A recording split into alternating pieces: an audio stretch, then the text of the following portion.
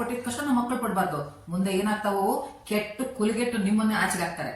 ಹಾಗಾಗಿ ಈ ಸಂಸ್ಕಾರನ ನೀವು ಮಕ್ಕಳಿಗೆ ಕೊಡಬೇಕು. ಅವರು ನಿಮ್ಗೆ ಗ್ರೇಟ್ಫುಲ್ ಆಗಿರ್ಬೇಕು, ಗ್ರಾಟಿಟ್ಯೂಡ್ ಇಟ್ಕೋಬೇಕು. ಅಂದ್ರೆ ಚಿಕ್ಕ ವಯಸ್ಸಿಂದನೇ ನಿಮ್ಮ ಕಷ್ಟಗಳನ್ನ ಅವ್ರ ಹತ್ರ ಶೇರ್ ಮಾಡ್ಕೊಳ್ಳಿ. ನನ್ನ ಹತ್ರ ಈಗಾಗಲೇ ಇರೋದಕ್ಕೆ, ಭಗವಂತ ನನಗೆಲ್ಲ ಕೊಟ್ಟಿರೋದಕ್ಕೆ ನಾನು ಗ್ರೇಟ್ಫುಲ್ ಆಗಿಲ್ಲ, ಥ್ಯಾಂಕ್ಫುಲ್ ಆಗಿಲ್ಲ, ಗ್ರಾಟಿಟ್ಯೂಡ್ ನ ಇಟ್ಕೊಂಡಿಲ್ಲ ಅಂದ್ರೆ ಮುಂದೆ ನಾನು ಅವನಿಂದ ಏನನ್ನೂ ಬಯಸಕ್ಕಾಗಲ್ಲ, ಅವನು ನನಗೆ ಏನೂ ಕೊಡಲ್ಲ. ಸೈಂಟಿಫಿಕಲಿ ಮತ್ತೆ ಸ್ಪಿರಿಚುಯಲಿ ಇದು ಪ್ರೂವ್ ಆಗಿರೋದು. ನನಗೆ ರಿಗಾರ್ಡ್ಸ್ ಇಲ್ಲ, ನನಗೆ ಥ್ಯಾಂಕ್ಫುಲ್ನೆಸ್ ಇಲ್ಲ, ನಾನು ಗ್ರೇಟ್ಫುಲ್ ಆಗಿಲ್ಲ, ನಾನು ಗ್ರಾಟಿಟ್ಯೂಡ್ ಇಟ್ಕೊಂಡಿಲ್ಲ ಅಂದ್ರೆ ನಾನು ಖಂಡಿತ ಜೀವನದಲ್ಲಿ ಸಂತೋಷವಾಗಿರೋದಕ್ಕೆ ಸಾಧ್ಯನೇ ಇಲ್ಲ. ರಿಲಿಜಿಯಸ್ ಆಗಿ ನೋಡೋದಾದ್ರೆ ಸೈಂಟಿಫಿಕಲಿ ಅಂಡ್ ರಿಲಿಜಿಯಸ್ ಎರಡು ಇಂಟರ್ ಕನೆಕ್ಟೆಡ್ ನಮಗೆ ಗೊತ್ತಿದೆ. ಸೊ ಎಲ್ಲಾ ಧರ್ಮಗಳಲ್ಲೂ ಅಂದ್ರೆ ಎಲ್ಲಾ ರಿಲಿಜನ್ ಅಲ್ಲೂ ಗ್ರಾಟಿಟ್ಯೂಡ್ಗೆ ತುಂಬಾ ದೊಡ್ಡ ಸ್ಥಾನವನ್ನ ಕೊಟ್ಟಿದ್ದಾರೆ. ಸೈಂಟಿಫಿಕಲಿ ಹೇಳೋದಾದ್ರೆ ಒಂದು ಬಂಜರು ಭೂಮಿನಲ್ಲಿ ನೀವು ಹೂವಿನ ಗಿಡವನ್ನ ಬೆಳೆಸಿ ಹೂವನ್ನ ತಗೊಳ್ಳೋದಕ್ಕಾಗಲ್ಲ. ಯಾಕೆಂದ್ರೆ ಅದಕ್ಕೆ ಒಂದು ಫರ್ಟೈಲ್ ಸಾಯಿಲ್ ಬೇಕು, ನರಿಶಿಂಗ್ ಸಾಯಿಲ್ ಬೇಕು. ಗ್ರಾಟಿಟ್ಯೂಡ್ ಅಥವಾ ಗ್ರೇಟ್ಫುಲ್ನೆಸ್ ಅನ್ನೋದು ತುಂಬಾ ದೊಡ್ಡ ಪದ ನಮ್ಮ ಲಾ ಆಫ್ ಅಟ್ರಾಕ್ಷನ್ ಮತ್ತೆ ಮ್ಯಾನಿಫೆಸ್ಟೇಷನ್ ಅಲ್ಲಿ. ನೀವೇನೇ ಅಟ್ರಾಕ್ಟ್ ಮಾಡಬೇಕು, ನೀವೇನೇ ಮ್ಯಾನಿಫೆಸ್ಟೇಷನ್ ಮಾಡಬೇಕು, ಯೂನಿವರ್ಸ್ ಇಂದ ನೀವೇನೇ ಪಡ್ಕೋಬೇಕು ಅಂದ್ರೆ ನಿಮಗೆ ಇರೋದಕ್ಕೆ ಫಸ್ಟ್ ಗ್ರೇಟ್ಫುಲ್ ಆಗಿರ್ಬೇಕು, ನೀವು ಅದಕ್ಕೆ ನೀವು ಥ್ಯಾಂಕ್ಫುಲ್ ಆಗಿರ್ಬೇಕು. ಸೊ ನಿಮ್ಮ ಲೈಫ್ ಅಲ್ಲಿ ಬರೀ ನೆಗೆಟಿವಿಟಿನೇ ತುಂಬಿಕೊಂಡಿದ್ರೆ ನೀವು ಒಂದು big life, colourful life, happy life, ಇದಕ್ಕೆಲ್ಲ ಜಾಗ ಎಲ್ಲಿಂದ ಬರುತ್ತೆ? ದುಃಖದಿಂದ ಕೂಡಿದ ಒಂದು ಮನಸ್ಸಿಂದ ಹ್ಯಾಪಿನೆಸ್ ನ ನೀವು ಹೇಗ್ ಬಯಸ್ತೀರಾ? ಯಾಕಂದ್ರೆ ನಮಗೆ ಗೊತ್ತಿಲ್ಲ ನಮ್ಮ ಹತ್ರ ಏನಿದೆ ಅಂತ ನಾವು ಅದನ್ನ ಲೆಕ್ಕನೇ ಹಾಕಕ್ ಹೋಗಲ್ಲ. ಹಾಗಾಗಿ ಇವತ್ತು ನಾವು ಗ್ರಾಟಿಟ್ಯೂಡ್ ನ ಹೇಗೆ ಬಿಲ್ಡ್ ಮಾಡ್ಕೊಳ್ಳೋದು, ಹೇಗೆ ನಾವು ಗ್ರಾಟಿಟ್ಯೂಡ್ ನ ಫೀಲ್ ಮಾಡೋದು ಅನ್ನೋದನ್ನ ಇವತ್ತು ಡಿಸ್ಕಸ್ ಮಾಡ್ತಾ ಇದ್ದೀನಿ. ಸೊ ಸ್ಯಾಡ್ ಮೈಂಡ್ ಇಂದ ನಾವೇನು ಮಾಡಕ್ಕಾಗಲ್ಲ. ಅಂದ್ರೆ ಹಾಗಾದ್ರೆ ಅದ್ರ ಅಪೋಸಿಟ್ ಏನು? ನಾವು ಹ್ಯಾಪಿ ಮೈಂಡ್ ಇಟ್ಕೋಬೇಕು. ನಾವು ಹ್ಯಾಪಿ ಆಗಿದ್ರೆ ಮಾತ್ರ ನಮ್ಮ ಲೈಫ್ ಅಲ್ಲಿ ನಾವು ಏನಾದ್ರೂ ಕ್ರಿಯೇಟಿವ್ ಆಗಕ್ಕಾಗೋದು. ನಾವು ಹ್ಯಾಪಿ ಆಗಿದ್ರೆ ನಮ್ಮ ಒಂದು ದಿನನಿತ್ಯದ ಲೈಫ್ ಅಲ್ಲಿ, ನಮ್ಮ ಜಾಬ್ ಅಲ್ಲಿ ನಾವ್ ಹೇಗೆ ಇಂಪ್ರೂವ್ ಮಾಡ್ಕೋಬೇಕು, ನಾವಿನ್ನು ಸ್ಯಾಲರಿನ ಹೇಗೆ ಜಾಸ್ತಿ ಮಾಡ್ಕೋಬೇಕು, ಪ್ರಮೋಷನ್ ಏನ್ ತಗೋಬೇಕು, ನನ್ನ ಸ್ಟಡೀಸ್ ಅಲ್ಲಿ ಇದ್ರೆ ನಾನು ಎಷ್ಟು ಚೆನ್ನಾಗಿ ನಾನು ಓದ್ಬೋದು, ಇನ್ನ ನೆಕ್ಸ್ಟ್ ಇಯರ್ ನಾನು ಎಷ್ಟು ಚೆನ್ನಾಗಿ ಮಾರ್ಕ್ಸ್ ತಗೋಬಹುದು, ಬಿಸ್ನೆಸ್ ಮಾಡ್ತಾ ಇದ್ರೆ ಇನ್ನ ಬಿಸ್ನೆಸ್ ನೆಕ್ಸ್ಟ್ ಲೆವೆಲ್ ಹೆಂಗ್ ತಗೊಂಡು ಹೋಗೋದು, ಹಾಗೆ ನಾವು ಗೃಹಿಣಿ ಆಗಿದ್ರೆ ನನ್ನ ಮನೇನ ಇನ್ನ ಸಂತೋಷವಾಗಿ ಹೇಗೆ ನಾನು ನೋಡ್ಕೋಬಹುದು.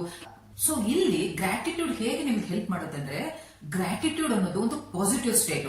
ಸೊ ಆ ಪಾಸಿಟಿವ್ ಸ್ಟೇಟ್ ಅಲ್ಲಿ ನೀವಿದ್ದಾಗ ನಿಮ್ಮ ಒಂದು ಕ್ರಿಯೇಟಿವಿಟಿ ಜಾಸ್ತಿ ಆಗುತ್ತೆ, ನಿಮ್ಮ ಪ್ರೊಡಕ್ಟಿವಿಟಿ ಜಾಸ್ತಿ ಆಗುತ್ತೆ, ಹಾಗೆ ನಿಮಗೆ ಹೊಸ ಹೊಸ ಐಡಿಯಾಗಳು ಬರಕ್ ಶುರು ಆಗುತ್ತೆ, ಹಾಗೆ ನಿಮ್ಮ ಮನಸ್ಸು ಹುರುಪಿನಿಂದ ಆರೋಗ್ಯ ಜಾಸ್ತಿ ಆಗುತ್ತೆ. ಪಾಸಿಟಿವಿಟಿನ ಬೆಳೆಸ್ಕೋಬೇಕು ಅಂದ್ರೆ ನಾವು ಗ್ರಾಟಿಟ್ಯೂಡ್ ನ ಜಾಸ್ತಿ ಮಾಡ್ಕೊಂಡು ಹೋಗ್ಬೇಕು, ಗ್ರಾಟಿಟ್ಯೂಡ್ ಪ್ರಾಕ್ಟೀಸ್ ನ ಮಾಡಬೇಕಾಗುತ್ತೆ. ಯಾಕೆಂದ್ರೆ ನಮ್ದು ಹ್ಯೂಮನ್ ಮೈಂಡ್ ಅಲ್ವಾ, ನೆಗೆಟಿವಿಟಿ ಬೇಗ ಅಟ್ರಾಕ್ಟ್ ಆಗುತ್ತೆ ನಮಗೆ. ಫಾರ್ ಎಕ್ಸಾಂಪಲ್, ಈಗ ನೀವು ಯಾವ್ದೋ ಮ್ಯಾರೇಜ್ ಹೋಗಿರ್ತೀರಾ, ಒಂದು 10 ಡಿಶ್ ನೀವು ತಿಂದಿರ್ತೀರಾ, ಟೇಸ್ಟ್ ಮಾಡಿರ್ತೀರಾ, ಎಲ್ಲ ಚೆನ್ನಾಗಿರುತ್ತೆ. ಅದ್ರಲ್ಲಿ ಒಂದು ಗುಲಾಬ್ ಜಾಮೂನ್ ಒಂದು ಚೆನ್ನಾಗಿರಲ್ಲ. ನೀವೇನ್ ಮಾಡ್ತೀರಾ? ಇಡೀ ನೆಂಟರೆಷ್ಟು ಬಂದೆಲ್ಲ, ಅಯ್ಯೋ ಗುಲಾಬ್ ಜಾಮೂನ್ ತಿಂದ್ಯಾ ನೀನು, ಎಷ್ಟು ಕೆಟ್ಟದಾಗಿತ್ತಲ್ವಾ, 9 ತಿಂದಿರ್ತೀರಲ್ಲ ಚೆನ್ನಾಗಿ, ಅದ್ರ ಬಗ್ಗೆ ನೀವು ಯೋಚನೆ ಮಾಡಲ್ಲ. ನೆಗೆಟಿವಿಟಿ ಬೇಗ ಅಟ್ರಾಕ್ಟ್ ಆಗುತ್ತೆ ಎಲ್ರಿಗೂ. ಒಳ್ಳೆದಿನ ಜನ ಬೇಗ ಅಬ್ಸರ್ವ್ ಮಾಡಲ್ಲ, ಅಪ್ರಿಶಿಯೇಟ್ ಮಾಡಲ್ಲ. ಯಾಕಂದ್ರೆ ಫಾರ್ ಎಕ್ಸಾಂಪಲ್ ನನ್ನನ್ನೇ ತಗೊಳ್ಳಿ, ನಾನೇನ್ ಮಾಡ್ತಾ ಇದ್ದೀನಿ, ಎಜುಕೇಶನ್ ಕೊಡ್ತಾ ಇದ್ದೀನಿ, ಪಾಸಿಟಿವ್ ಮೈಂಡ್ ಸೆಟ್ ನ ಹೇಳ್ಕೊಡ್ತಾ ಇದ್ದೀನಿ, ಲಾ ಆಫ್ ಅಟ್ರಾಕ್ಷನ್ ಮ್ಯಾನಿಫೆಸ್ಟೇಷನ್ ಹೇಳ್ಕೊಡ್ತಾ ಇದ್ದೀನಿ, ಲೈಫ್ ಕೋಚಿಂಗ್ ಕೊಡ್ತಾ ಇದ್ದೀನಿ. ಇದು ಬೇಗ ಫೇಮಸ್ ಆಗಲ್ಲ. ಯಾರಾದ್ರೂ ಒಬ್ರು ಕೆಟ್ಟದಾಗಿ ರೀಲ್ಸ್ ಮಾಡ್ಬಿಟ್ರೆ ಅದು ಮಿಲಿಯನ್ಸ್ ಆಗಿ ವ್ಯೂಸ್ ಹೋಗುತ್ತೆ, ಎಲ್ಲದಕ್ಕೂ ಲೈಕ್ ಕೊತ್ಕೊಂಡು ಹೋಗ್ತೀರಾ. ಸೊ ಗ್ರಾಟಿಟ್ಯೂಡ್ ನ ನೀವು ಪ್ರಾಕ್ಟೀಸ್ ಮಾಡ್ಕೋಬೇಕಂದ್ರೆ ಮೊದಲನೇದಾಗಿ ನೀವು ಏನ್ ಕೆಲಸ ಮಾಡ್ಬೇಕು ಅಂದ್ರೆ, ಮೊದಲು ನೀವು ಒಂದ್ ಕಡೆ ಕುತ್ಕೊಂಡು ಯೋಚನೆ ಮಾಡಿ, ನಿಮ್ಮ ಚಿಕ್ಕ ವಯಸ್ಸಿಂದ, ನಿಮ್ಮ ಬಾಲ್ಯದಿಂದ ನಿಮ್ಮ ಲೈಫ್ ಅಲ್ಲಿ ಏನೆಲ್ಲ ನಿಮಗೆ ಸಿಗ್ತಾ ಹೋಗಿದೆ, ಏನೆಲ್ಲ ಭಗವಂತ ಕೊಟ್ಟಿದ್ದಾನೆ, ಏನೆಲ್ಲ ತಂದೆ ತಾಯಿ ನಿಮಗೆ ಕೊಟ್ಟಿದ್ದಾರೆ, ನೀವು ಪಡೆದುಕೊಂಡಿದ್ದೇ ಹೆಚ್ಚು, ಕಳ್ಕೊಂಡಿರೋದು ಕಡಿಮೆ ಅಂತ ಅನ್ನಿಸ್ಬೋದು. ನನ್ನ ಲೈಫ್ ಅಲ್ಲಿ ಬರೀ ಸಫರಿಂಗ್ಸ್ ಆಗ್ತಾ ಇದೆ, ನನ್ಗೇನು ಒಳ್ಳೇದಾಗ್ತಾ ಇಲ್ಲ ಅಂತ. ಖಂಡಿತ ತಪ್ಪು. ಯಾಕೆಂದ್ರೆ 10 ಬ್ಲೆಸ್ಸಿಂಗ್ಸ್ ಇರುತ್ತೆ, 2 ಮಾತ್ರ ಸಫರಿಂಗ್ಸ್ ಇರುತ್ತೆ. ಕುತ್ಕೊಂಡು ಬ್ಯಾಲೆನ್ಸ್ ಶೀಟ್ ಮಾಡಿ, ನಿಮ್ಗೆ ದೇವ್ರು ಏನೆಲ್ಲ ಕೊಟ್ಟಿದ್ದಾನೆ, ನಿಮ್ಮ ಮನೆಯವ್ರು ನಿಮ್ಗೆ ಏನೆಲ್ಲ ಕೊಟ್ಟಿದ್ದಾರೆ ಅಂತ ಅದನ್ನ ನೀವು, ನಾವೇನ್ ಮಾಡ್ತೀವಿ ಗೊತ್ತಾ, ಆ ಬ್ಯಾಲೆನ್ಸ್ ಶೀಟ್ ಇದೆಯಲ್ಲ ಅದನ್ನ ನೋಡೋದೇ ಇಲ್ಲ ನಾವು. ಬರೀ ಸಫರಿಂಗ್ಸ್, ನೆಗೆಟಿವ್ ಮಾತ್ರ ಯೋಚನೆ ಮಾಡ್ಕೊಂಡು ಏನಿಲ್ಲ ಅದ್ರ ಬಗ್ಗೆ ತುಂಬಾ ಗಮನ ಕೊಡ್ತೀವಿ. ನಿಮಗೊಂದು ಸೂರಿದೆ ಅಂದ್ರೆ ಎಷ್ಟು ಸಾವಿರಾರು ಕೋಟ್ಯಾಂತರ ಜನ ರಸ್ತೆ ಮಧ್ಯದಲ್ಲಿ ಮಲಗ್ತಾ ಇದ್ದಾರೆ. ನಿಮಗೆ ತಂದೆ ತಾಯಿ ಇದ್ರೆ ಯೋಚನೆ ಮಾಡಿ, ಎಷ್ಟು ಕೋಟ್ಯಾಂತರ ಮಕ್ಕಳು ಅನಾಥರಾಗಿದ್ದಾರೆ. ಇವತ್ತು ತಂದೆ ತಾಯಿಗೋಸ್ಕರ ಹಪಹಪಿಯಿಂದ ಪರಿತಪಿಸ್ತಾ ಇದ್ದಾರೆ, ನನಗೂ ಅಪ್ಪ ಇರಬೇಕಿತ್ತು, ನನಗೂ ಅಮ್ಮ ಇರಬೇಕಿತ್ತು ಅಂತ. ಇದ್ದಾಗ ಅದ್ರ ಬೆಲೆ ಗೊತ್ತಾಗಲ್ಲ ನಮಗೆ. ಯೋಚನೆ ಮಾಡಿ ನೀವು. ಹಾಗೇನೆ ನಿಮಗೆ ಎಜುಕೇಶನ್ ಇದೆ, 10th ಪಾಸ್ ಮಾಡಿದಿರಾ, 12th ಪಾಸ್ ಮಾಡಿದಿರಾ, ಡಿಗ್ರಿ ಮಾಡಿದಿರಾ ಅಂದ್ರೆ ಯೋಚನೆ ಮಾಡಿ, ಎಷ್ಟು ಮಕ್ಕಳು ಸ್ಕೂಲ್ ಹೋಗೋದಕ್ಕೆ ತೋರಿಸ್ತಾ ಇದ್ದಾರೆ, ಬಟ್ ಅವ್ರಿಗೆ ಹೋಗೋದಕ್ಕೆ ಅವಕಾಶ ಸಿಗ್ತಾ ಇಲ್ಲ ಅಂತ. ಹಾಗೆ ಅಪ್ಪ ಅಮ್ಮನ ದಾರಿಲಿ ಬಿಟ್ಟಿರೋರು ಇದ್ದಾರೆ, ತಗೊಂಡೋಗಿ ನೋಡ್ಕೊಳಕ್ ಆಗದೆ ದಾರಿಲಿ ಬಿಟ್ಟಿರೋರು ಇದ್ದಾರೆ. ಹಾಗೇನೆ ಇದನ್ನೆಲ್ಲ ಯೋಚನೆ ಮಾಡ್ತಾ ಇದ್ರೆ, ನೀವು ಆತರ ಮಾಡಿಲ್ಲ ಅಲ್ವಾ, ಅಪ್ಪ ಅಮ್ಮನ ಜೊತೆಲಿ ಇಟ್ಕೊಂಡು ಸಾಕ್ತಾ ಇದೀರಲ್ವಾ, ಅಣ್ಣ ತಮ್ಮ ಪ್ರೀತಿಯಿಂದ ಇದ್ದೀರಲ್ವಾ, ನೀವು ಹೊಟ್ಟೆ ತುಂಬಾ ಊಟ ಮಾಡ್ತಾ ಇದೀರಲ್ವಾ, ನೋಡ್ಕೊಂಡ್ ಬನ್ನಿ. ಎಷ್ಟು ಜನ ಉಪವಾಸ ಮಲಗ್ತಿದ್ದಾರೆ, ನೀರ್ ಕುಡಿದು ಮಲಗ್ತಾ ಇದಾರೆ ಅಂತ ಹೇಳ್ಬಿಟ್ಟು. ಹಾಗಾಗಿ ಮನೆಯಲ್ಲಿ ಎಷ್ಟೋ ಮಕ್ಕಳು ನನಗೆ ಅದು ಬೇಡ ಇದು ಬೇಡ ಅಂತ ರಗಳೆ ಮಾಡ್ತಿರ್ತವೆ. ಜಪಾನ್ ಅಲ್ಲಿ ಎಲ್ಲಾ ಸ್ಕೂಲ್ಗಳಲ್ಲೂ ಮಕ್ಕಳಿಗೆ ಒಂದು ಟ್ರೈನಿಂಗ್ ಕೊಡ್ತಾರೆ. ಅಲ್ಲಿ ತಂದೆ ತಾಯಿ ಏನ್ ಕೆಲಸ ಮಾಡ್ತಾರಲ್ವಾ, ಎಷ್ಟು ಕಷ್ಟಪಟ್ಟು ದುಡಿತಾರಲ್ವಾ, ಅದನ್ನ ಶಾಲೆಯಲ್ಲಿ ಆ ವಿಡಿಯೋನ ಹಾಕ್ತಾರೆ, ಅವ್ರ ಮಕ್ಕಳು ನೋಡ್ಲಿ ಅಂತ ಹೇಳ್ಬಿಟ್ಟು. ಯಾಕೆಂದ್ರೆ ಮಕ್ಕಳಿಗೆ ಚಿಕ್ಕ ವಯಸ್ಸಿಂದಾನೆ ಗೊತ್ತಾಗ್ಬೇಕು, ಅಪ್ಪ ಅಮ್ಮ ಎಷ್ಟು ಕಷ್ಟಪಟ್ಟು ದುಡಿದು ನಮ್ಮನ್ನ ನೋಡ್ಕೊಳ್ತಾ ಇದಾರೆ, ನಮ್ಗೆ ಓದಿಸ್ತಾ ಇದಾರೆ ಅಂತ ಹೇಳ್ಬಿಟ್ಟು.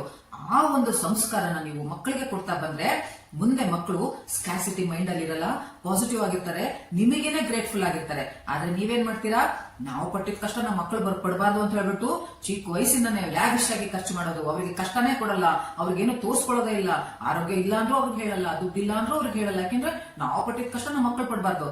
ಮುಂದೆ ಏನಾಗ್ತಾವೋ ಕೆಟ್ಟು ಕುಲಿಗೆಟ್ಟು ನಿಮ್ಮನ್ನೇ ಆಚೆಗೆ ಹಾಕ್ತಾರೆ. ಹಾಗಾಗಿ ಈ ಸಂಸ್ಕಾರನ ನೀವು ಮಕ್ಕಳಿಗೆ ಕೊಡಬೇಕು, ಅವರು ನಿಮ್ಗೆ ಗ್ರೇಟ್ಫುಲ್ ಆಗಿರ್ಬೇಕು, ಗ್ರಾಟಿಟ್ಯೂಡ್ ಇಟ್ಕೋಬೇಕು. ಅಂದ್ರೆ ಚಿಕ್ಕ ವಯಸ್ಸಿಂದನೇ ನಿಮ್ಮ ಕಷ್ಟಗಳನ್ನ ಅವ್ರ ಹತ್ರ ಶೇರ್ ಮಾಡ್ಕೊಳ್ಳಿ. ನಾನು ಈ ತರ ಕಷ್ಟಪಟ್ಟು ದುಡಿತಿದ್ದೀನಿ. ಮಕ್ಕಳು ನಿಮ್ಮನ್ನ ಪ್ರೀತಿಯಿಂದ ನೋಡ್ಕೊಳ್ತಾ ಇದ್ರೆ ನೀವು ಮಕ್ಕಳಿಗೆ ಗ್ರೇಟ್ಫುಲ್ ಆಗಿರ್ಬೇಕು. ತಂದೆ ತಾಯಿ ನಿಮ್ಮನ್ನ ನೋಡ್ಕೊಳ್ತಾ ಇದ್ರೆ ನೀವು ತಂದೆ ತಾಯಿಗೆ ಗ್ರೇಟ್ಫುಲ್ ಆಗಿರ್ಬೇಕು. ಹಾಗೆ ಅನ್ನ ಸಿಗ್ತಾ ಇದೆಯಲ್ವಾ, ಅದಕ್ಕೆ ನೀವು ಗ್ರೇಟ್ಫುಲ್ ಆಗಿರ್ಬೇಕು. ಹಾಗಂತ ನೀವು ಇರೋದ್ರಲ್ಲೇ ಸ್ಯಾಟಿಸ್ಫ್ಯಾಕ್ಷನ್ ಆಗ್ಬಿಡಿ, ಮುಂದೆ ನೀವೇನು ಸಂಪಾದನೆ ಮಾಡಕ್ ಹೋಗ್ಬಿಡಿ ಅಂತ ಹೇಳ್ತಾ ಇಲ್ಲ. ನಿಮಗೆ ಗ್ರಾಟಿಟ್ಯೂಡ್ ಇದ್ರೆ ನಿಮ್ಮ ಮೈಂಡ್ ಪಾಸಿಟಿವ್ ಆಗಿರುತ್ತೆ. ನಿಮ್ಮ ಮೈಂಡ್ ಪಾಸಿಟಿವ್ ಇದ್ರೆ ನೀವು ಅನ್ಕೊಳ್ತೀರಾ, ನನಗೆ ಸಾಕಷ್ಟು ಈಗಾಗಲೇ ನನಗೆ ಸಾಕಷ್ಟು ಸಿಕ್ಕಿದೆ, ಇನ್ನು ಮುಂದೆ ನಾನು ಬೇಕಾದಷ್ಟು ಸಂಪಾದನೆ ಮಾಡ್ತೀನಿ ಅನ್ನೋ ಮೈಂಡ್ ಸೆಟ್ ಬೆಳೆಸ್ಕೊಳ್ತೀರಾ. ನಮಗ್ ನಾವೇ ಪಾಸಿಟಿವ್ ಡೋಸ್ ನ ಕೊಡ್ಕೊಂತಾ ಇರ್ಬೇಕು. ಪಾಸಿಟಿವ್ ಡೋಸ್ ಕೊಡ್ಕೊಂತಾ ಇದ್ರೆ ನಮ್ಗೆ ಗೊತ್ತಾಗುತ್ತೆ ನಮಗೆ ಬ್ಲೆಸ್ಸಿಂಗ್ಸ್ ಜಾಸ್ತಿ ಇದೆ.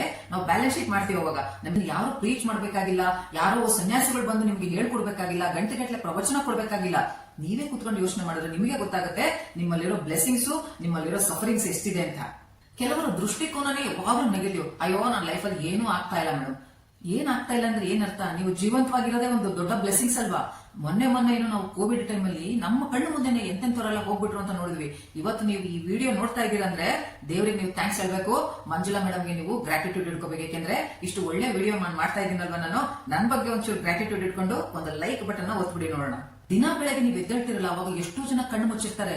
ನಾವು ಎದ್ದಿರ್ತೀವಲ್ಲ ಉಸಿರಾಡ್ಕೊಂಡು, ಅದೇ ನಮಗೆ ಬ್ಲೆಸ್ಸಿಂಗ್ಸ್. ನೀವು ಯೋಚನೆ ಮಾಡಿ, ನಿಮ್ಮ ಕಣ್ಣು ವರ್ಕ್ ಆಗ್ತಿದೆ, ಕಿವಿ ವರ್ಕ್ ಆಗ್ತಿದೆ, ಬಾಯಿ ವರ್ಕ್ ಆಗ್ತಿದೆ, ನಡೆದಾಡ್ತಾ ಇದ್ದೀರಾ, ಕೈ ವರ್ಕ್ ಆಗ್ತಿದೆ, ನಿಮ್ಮ ಹೃದಯ ವರ್ಕ್ ಆಗ್ತಿದೆ, ನಿಮ್ಮ ಬ್ರೈನ್ ವರ್ಕ್ ಆಗ್ತಿದೆ. ನೋಡ್ಕೊಂಡ್ ಬನ್ನಿ, ಎಷ್ಟೋ ಜನ ಕಿಡ್ನಿ ಟ್ರಾನ್ಸ್ಪ್ಲಾಂಟೇಶನ್ಗೋಸ್ಕರ ವರ್ಷಾನ್ಗಟ್ಲೆ ಕಾದಿದ್ದಾರೆ ಸಿಗ್ದಲೇನೆ. ಹಾಗೇನೆ ಎಷ್ಟೋ ಜನ ಕೈ ಕಾಲನ್ನ ಆರ್ಟಿಫಿಷಿಯಲ್ ಆಗಿ ಹಾಕಿಸ್ಕೊಂಡು ಓಡಾಡ್ತಾ ಇದ್ದಾರೆ. ಇದೆಲ್ಲ ನಿಮ್ಮ ಹತ್ರ ಎಲ್ಲ ಕರೆಕ್ಟ್ ಆಗಿದೆ ಅಲ್ವಾ, ಇದೆಲ್ಲ ಬ್ಲೆಸ್ಸಿಂಗ್ಸ್ ಅಲ್ವಾ. ಇದನ್ನ ನೀವು ಸಫರಿಂಗ್ಸ್ ಅಂತ ಹೆಂಗ್ ಅನ್ಕೊಳ್ತೀರಾ? ನಿಮ್ಮ ಹತ್ರ ಇರೋ ಒಂದೊಂದು ಅಂಗನು ಕೋಟ್ಯಾಂತರ ರೂಪಾಯಿ ಬೆಲೆ ಬಾಳುತ್ತೆ, ಅದನ್ನ ಮಾರಕ್ಕಾಗಲ್ಲ. ಆದ್ರೆ ಅದನ್ನ ನೀವು ಕಾಪಾಡ್ಕೋಬೇಕು. ಅದೇ ದೇವ್ರು ಕೊಟ್ಟಿರೋ ಒಂದು ದೊಡ್ಡ ಬ್ಲೆಸ್ಸಿಂಗ್ಸ್ ನಿಮ್ಗೆ. ನಿಮ್ಗೆ ಗ್ರಾಟಿಟ್ಯೂಡೇ ಇಲ್ಲ, ನಿಮ್ಮ ಬಾಡಿನ ನೀವು ನೋಡ್ಕೊಳ್ಳೋದೇ ಇಲ್ಲ. ಹೌದು, ನನ್ನ ಕಾಲು ಕೈ ಕರೆಕ್ಟ್ ಆಗಿದೆ, ನನ್ನ ಕಣ್ ಕರೆಕ್ಟ್ ಆಗಿದೆ, ನನ್ನ ಬಾಯಿ ಕರೆಕ್ಟ್, ನಾನು ಚೆನ್ನಾಗಿ ತಿಂತಿದ್ದೀನಿ, ಡೈಜೆಷನ್ ಆಗ್ತಿದೆ ನನಗೆ, ಇದೆಲ್ಲ ನಿಮ್ಗೆ ಅರ್ಥನೇ ಆಗ್ತಾ ಇಲ್ಲ. ಇದನ್ನೆಲ್ಲ ನೀವು ಅಬ್ಸರ್ವ್ ಮಾಡ್ತಾ ಇಲ್ಲ. ಹಾಗಾಗಿ ಅಬ್ಸರ್ವ್ ಮಾಡಿ, ಭಗವಂತ ನಿಮಗೆ ಕೊಟ್ಟಿದನಲ್ಲ ದೊಡ್ಡ ಆಸ್ತಿ, ಈ ಒಂದು ಆರೋಗ್ಯಕರವಾದ ಒಂದು ಬಾಡಿನ, ಇದನ್ನ ನೀವು ಗ್ರೇಟ್ಫುಲ್ ಆಗಿರ್ಬೇಕು. ಇದಕ್ಕೆ ಗ್ರಾಟಿಟ್ಯೂಡ್ ಆಗಿರ್ಬೇಕು. ನಾವು ದೇವಸ್ಥಾನಕ್ಕೆ ಹೋದಾಗ ಒಂಚೂರು ತೀರ್ಥನ ಎಷ್ಟು ಭಕ್ತಿಯಿಂದ ಕುಡಿತೀವಿ, ಒಂಚೂರು ಪ್ರಸಾದನ ಯಾರೋ ಕೊಟ್ಟರು ಅಂತ ಎಷ್ಟು ಭಕ್ತಿಯಿಂದ ತಿಂತೀವಿ. ಭಗವಂತ ಪ್ರಸಾದವಾಗಿ ಇಷ್ಟು ದೊಡ್ಡ ಬಾಡಿನ ಕೊಟ್ಟಿದ್ದಾನೆ, ಅದು ಆರೋಗ್ಯವಾಗಿರೋ ಬಾಡಿ ಕೊಟ್ಟಿದ್ದಾನೆ. ಕದರೇ ಮಾಡ್ತಾ ಇಲ್ಲ, ಅದಕ್ಕೆ ವ್ಯಾಲ್ಯೂನೇ ಕೊಡ್ತಾ ಇಲ್ಲ, ಗ್ರಾಟಿಟ್ಯೂಡ್ ಅಂತೂ ಇಲ್ವೇ ಇಲ್ಲ. ಹಾಗಾಗಿ ನಿಮ್ಮ ಆರೋಗ್ಯದ ಬಗ್ಗೆ, ನಿಮ್ಮ ದೇಹದ ಬಗ್ಗೆ, ನಿಮ್ಮ ಉಸಿರಿನ ಬಗ್ಗೆ, ನೀವು ಉಸಿರಾಡ್ತಿರಲ್ಲ ಒಂದೊಂದು ಉಸಿರು, ಅದಕ್ಕೆ ನೀವು ಗ್ರಾಟಿಟ್ಯೂಡ್ ಇಟ್ಕೋಬೇಕು. ಒಂದೊಂದು ದೃಷ್ಟಿನ ನೋಡ್ತಿರಲ್ಲ, ಅದಕ್ಕೆ ಗ್ರಾಟಿಟ್ಯೂಡ್ ಇಟ್ಕೋಬೇಕು. ಕಿವಿಲ ಒಂದೊಂದು ಪದ ಕೇಳ್ತಿರಲ್ಲ, ಅದಕ್ಕೆ ಗ್ರಾಟಿಟ್ಯೂಡ್ ಇಟ್ಕೋಬೇಕು.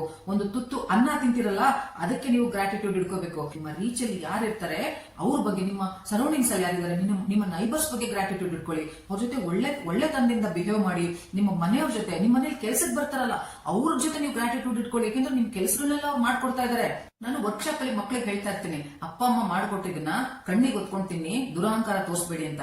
ಯಾಕೆಂದ್ರೆ ಒಂದು ತುತ್ತು ಅನ್ನನ ಅಮ್ಮ ತಿನ್ನಿಸ್ಲಿ ಅಂತ ಕೋಟ್ಯಾಂತರ ಮಕ್ಕಳು ಕಾಯ್ತಾ ಇದೆ.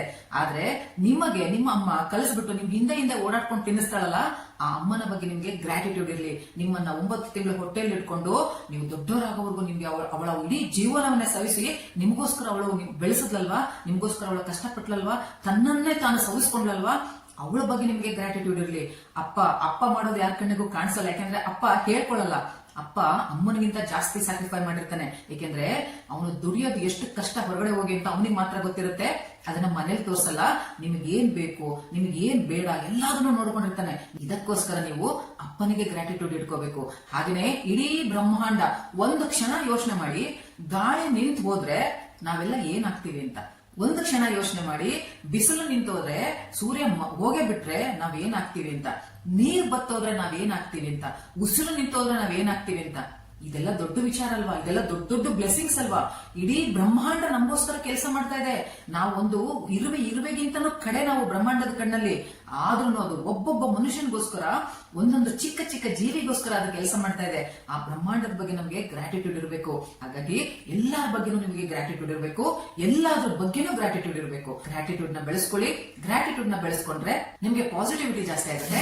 ಪಾಸಿಟಿವಿಟಿ ಜಾಸ್ತಿ ಆದ್ರೆ ಕ್ರಿಯೇಟಿವ್ ಆಗ್ತೀರಾ. ಕ್ರಿಯೇಟಿವಿಟಿ ಜಾಸ್ತಿ ಆದ್ರೆ ಪ್ರೊಡಕ್ಟಿವಿಟಿ ಆಗುತ್ತೆ. ಪ್ರೊಡಕ್ಟಿವಿಟಿ ಆದ್ರೆ ನಿಮ್ಮ ಲೈಫ್ ನೆಕ್ಸ್ಟ್ ಲೆವೆಲ್ ಹೊರಟೋಗುತ್ತೆ. ಹಾಗಾಗಿ ಗ್ರಾಟಿಟ್ಯೂಡ್ ಪ್ರಾಕ್ಟೀಸ್ ತುಂಬಾ ಇಂಪಾರ್ಟೆಂಟ್. ಇದನ್ನ ಇನ್ನ ಆಳವಾಗಿ ಹೇಗ್ ಮಾಡ್ಬೋದು ಅಂತ ನೆಕ್ಸ್ಟ್ ವಿಡಿಯೋದಲ್ಲಿ ನಾನು ನಿಮ್ಗೆ ಹೇಳ್ತೀನಿ. ಅಲ್ಲಿವರೆಗೂ ಬಾಯ್.